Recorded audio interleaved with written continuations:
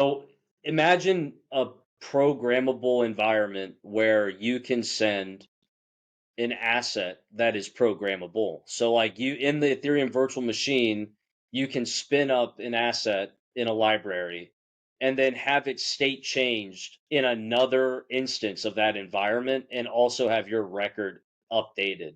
So you don't need APIs, you don't need anything to connect to data. It's just going to happen because the entire Ethereum virtual machine, regardless of how many instances of it is running, the state of every single object on that platform is accounted for on every instance. That allows for this thing called a smart contract. And since state is succinct and shared across every node in the network, you then can program conditions that could be automatically executed by the system. So you can have this thing you build where basically business logic can be applied to it. That logic can be withheld or upheld when sent elsewhere, and it could be repeated infinite amount of times and get the same result as long as the conditions don't change. Is and then taking it higher level real quick to all the people at home that don't know what I just said. Basically, it allows you to automate business processes so you don't need as many humans that are in between. They're like intermediaries between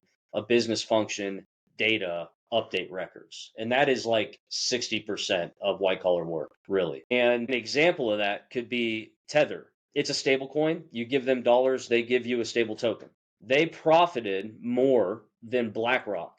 They only have 90 billion under management. BlackRock has 2 trillion, or I'm sorry, 11 trillion under management. And Tether literally profited more dollars than BlackRock with only 30 employees because of the amount of automation smart contracts provide. So then when you apply agents to that environment, you can build not only the programmable asset that can invoke those conditions to be met, you can also have an agent do those for you.